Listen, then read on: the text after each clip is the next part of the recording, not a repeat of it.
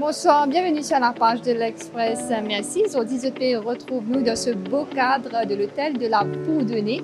Pour lui, Zodi, la sentinelle, peut vivre un moment exceptionnel. Zodi, je peux faire un lancement d'un livre pour célébrer l'anniversaire de Sir Seewoosagur Ramgoolam. Si Zodi est là, il est pour 125 ans.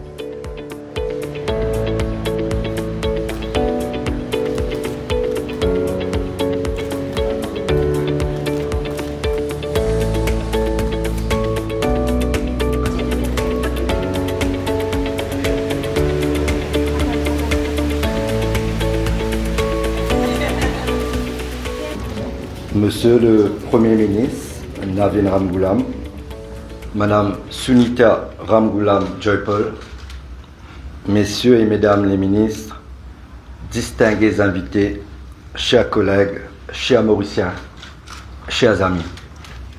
C'est avec émotion et un sentiment de responsabilité que je prends la parole aujourd'hui au nom de la Sentinelle et de l'Express pour vous présenter cet ouvrage consacré à Sir Seewoosagur Ramgoolam à l'occasion du 125e anniversaire de sa naissance. La couverture de ce livre dit déjà beaucoup. Nous y voyons SSR entouré de ses deux enfants, plongé dans la lecture de l'Express en décembre 1976. À cet instant précis, il scrute des résultats électoraux qui auraient pu balayer son règne. Le MMM frôlait la victoire.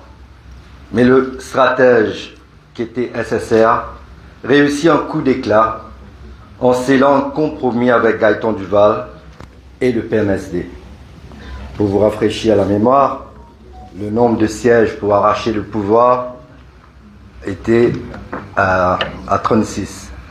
Le MMM avait obtenu 34 sièges, le Parti travailliste 28 sièges, le PMSD 8 sièges, soit un total de 70. Ce moment suspendu, où l'histoire aurait pu basculer, illustre un art de gouverner à la mauricienne. Un art fragile, temporaire, fait d'alliances improbables et de ruptures brutales. À travers ces pages, le lecteur découvre un SSR à la fois public et intime. Grâce aux confidences et récits de Navin Ramgoolam, entretenus avec l'Express au fil des années, qu'il soit au pouvoir ou dans l'opposition, qu'il soit malade en Inde ou en mission officielle à Paris ou au Japon, ou à Riverwalk pendant une dizaine d'années sans passeport. Pendant une dizaine d'années, vous étiez à Riverwalk sans passeport. Et c'est pas parce que vous avez commencé à voyager qu'on a, avec l'Express, rompu le contact régulier que nous entretenons.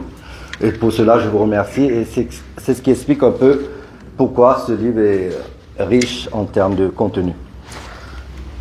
Il y a aussi les échanges réguliers recueillis par notre collègue Christine Turenne avec Soonita Ramgoolam-Joypaul, que je remercie aussi.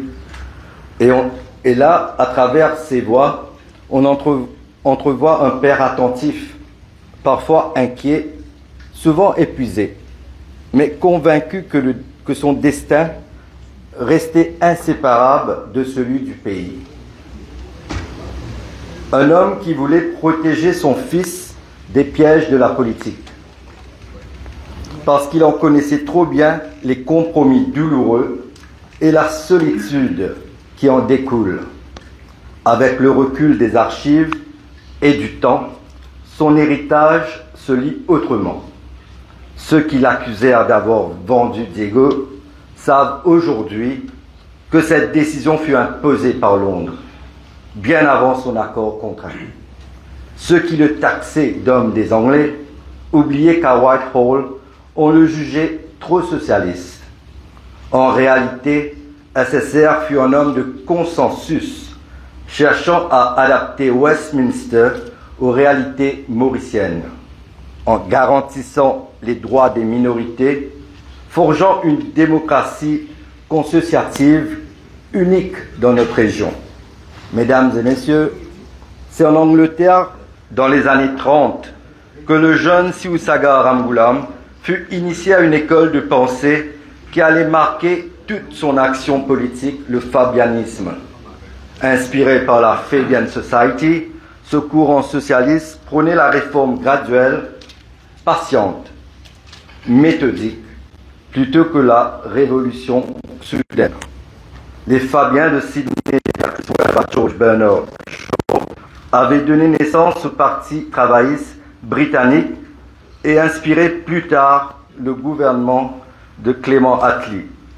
SSR, imprégné de cet esprit, sut en transposer les principes à une île encore fracturée par l'héritage de l'esclavage et de l'engagisme. SSR croyait à la force des institutions, à la négociation, à la recherche sans cesse du compromis. Sa vision n'était pas celle d'un bouleversement brutal, mais celle d'un édifice à construire pierre après pierre. Santé et éducation gratuite, pension universelle, fiscalité redistributive. C'est cela au fond, le legs fabien de SSR.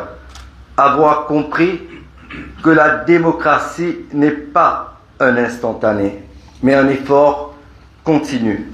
Que le progrès social n'est pas l'œuvre d'un coup d'éclat, mais la somme de réformes patientes portées par une conviction profonde, la justice, l'égalité ou l'équité et la dignité qui doivent rester accessibles à tous.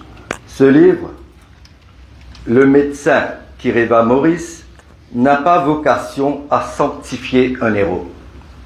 Il invite plutôt à revisiter les paradoxes d'un homme et à travers lui d'une nation, ses grandeurs et ses limites, ses certitudes et ses hésitations, ses victoires et ses épreuves.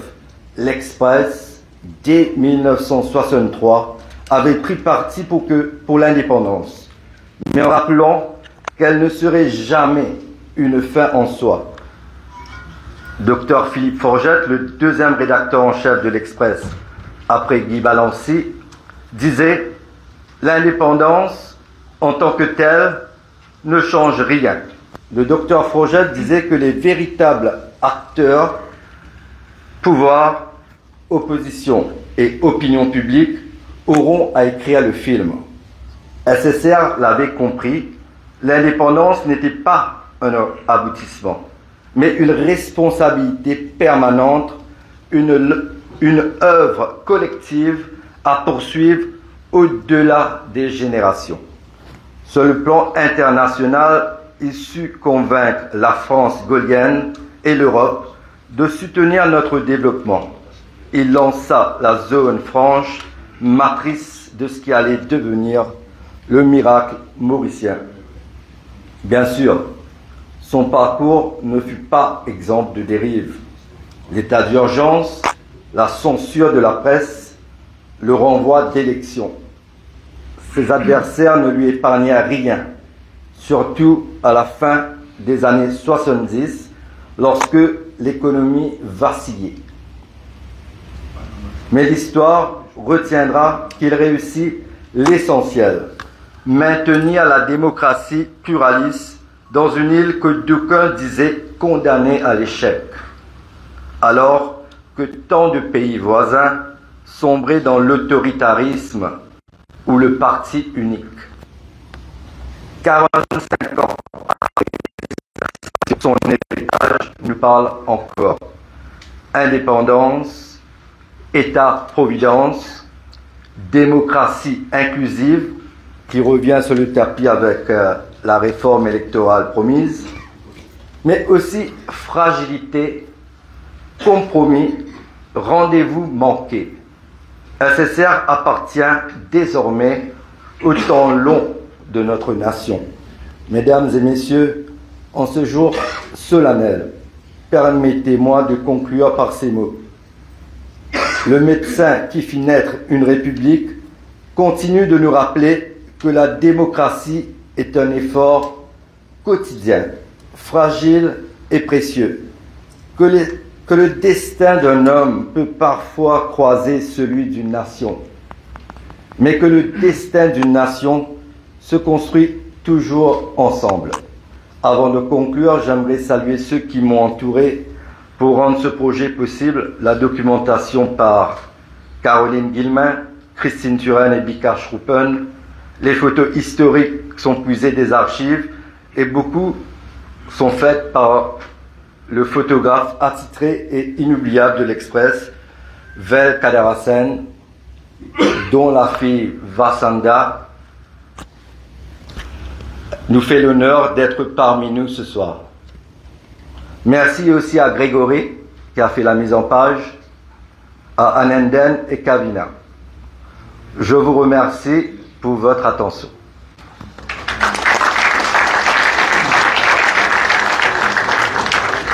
Je dois vous dire que ce n'était pas prévu que je fasse un discours. Toujours l'Express m'a tendu un piège. Pas pour la première fois. En tout cas, je suis ravi d'être là.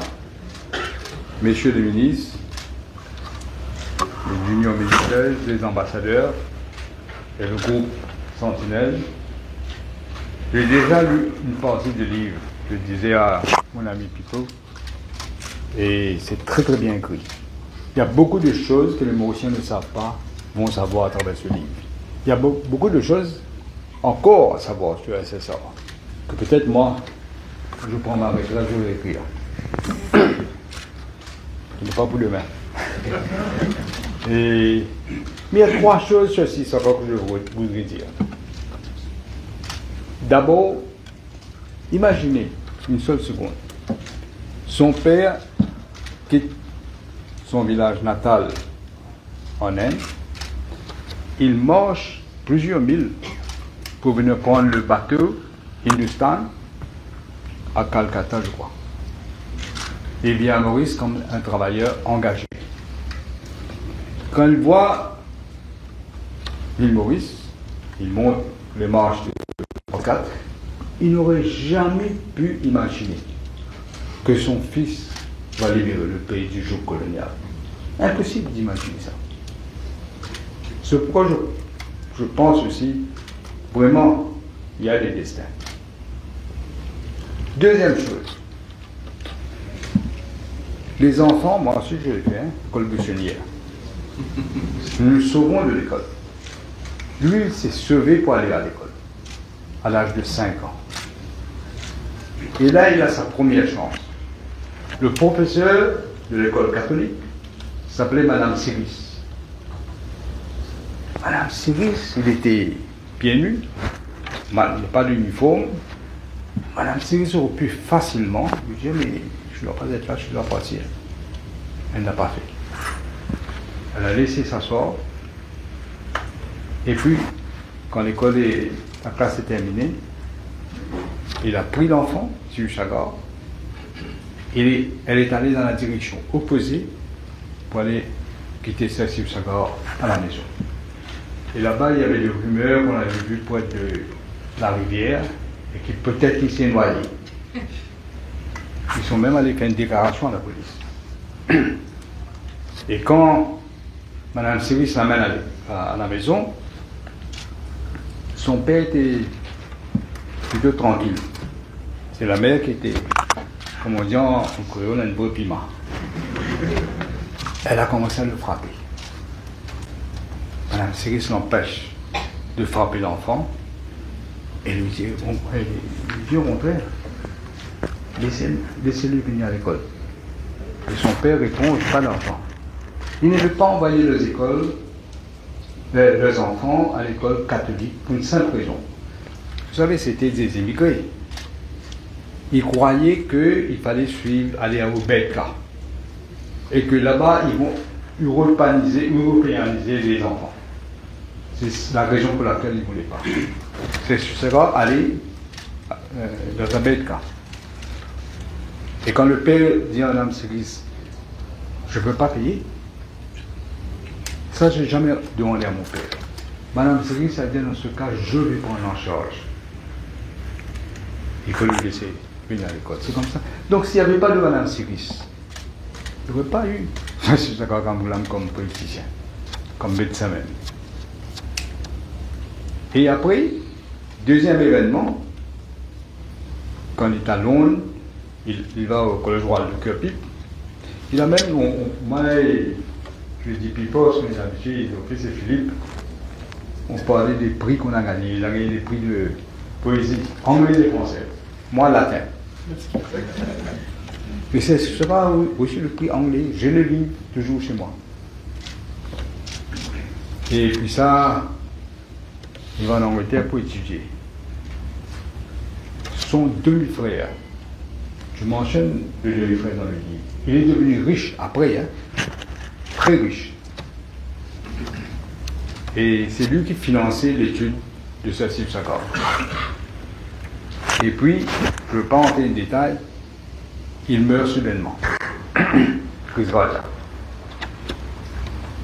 Et il n'y a personne qui envoie de l'argent à Sir Seewoosagur pour continuer ses études. Et SSR est obligé d'arrêter ses études. C'était, je crois, en 1926. Mais un jour, je crois qu'il était maire pour lui, GDM Matcha, vient en Angleterre, et il demande à rencontrer les étudiants mauriciens. Et parmi ces savoir venu. Il a parlé aux étudiants et il demande à ses soeurs, qu'est-ce que vous faites? Et ce soir lui dit, c'est pas c'est ça à l'époque, qu'il est étudiant en médecine, mais il a arrêté ses études. Et Achol lui demande pourquoi. Parce que je n'ai pas les moyens de continuer de payer les fees. Achol ne lui dit rien. À son retour à Maurice, il ramasse de l'argent et envoie à SSR pour qu'il puisse continuer ses études. Je lui donne ces deux exemples pour dire aux gens, il faut cesser de penser à terme communal. La première personne qui a aidé Sir Seewoosagur était une dame catholique. Et la deuxième, un musulman. C'est pourquoi il faut faire attention, parce que je vois, quand les élections approchent, tout le monde pense en ces termes, communal. Mais quand on va devenir une nation si on continue de telle façon? Il y a beaucoup d'anecdotes comme ça que je peux... Oui, un jour je me rappelle, il y a des gens qui pensent que je suis comme ça parce que j'ai habité en Angleterre pendant longtemps. C'est pas vrai. Je vais vous raconter une petite histoire. Un jour, j'avais des amis catholiques. Alain Téchenet, Cyril Lampagne, Lucien Pinet, qui me disent allons à la messe 2008 à Saint-François-Xavier. On va à la messe pas pour écouter la messe, j'ai deviné. Et moi je dis je ne peux pas. Mon père va être en colère. Je me rappelle, Alain Téchenet me dit tu peux sortir tranquillement cet ami, il ne va pas savoir. On va à la messe, on retourne. Je dis peut-être, j'hésite, je vais dire à ma mère. Et ma mère me dit non, tu dois dire à ton père. J'ai dit non, il va se rencontrer, il ne va pas comprendre. Elle insiste. Je dis bah, dis à toi-même.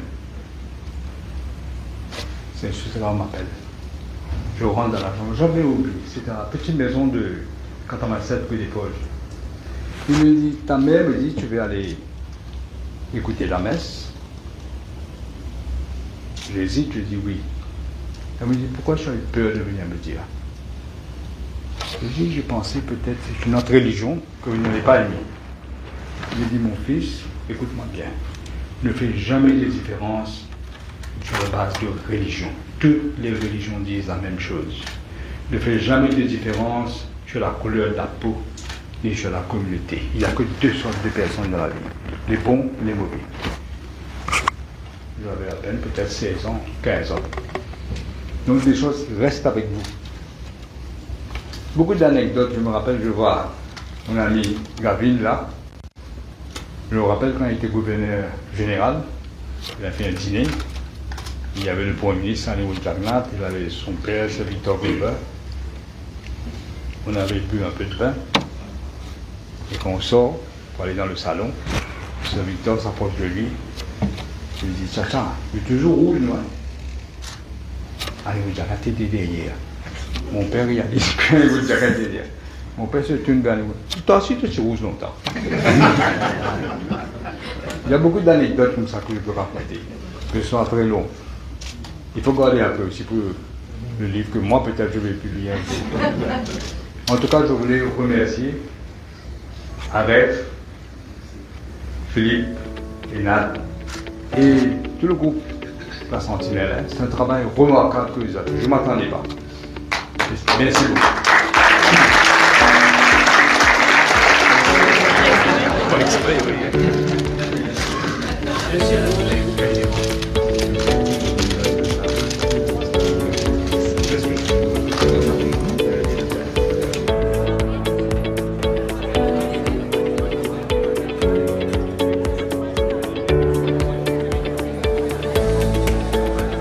Merci de fin suivre ce lancement-là avec nous. Restez connectés sur la page de l'Express.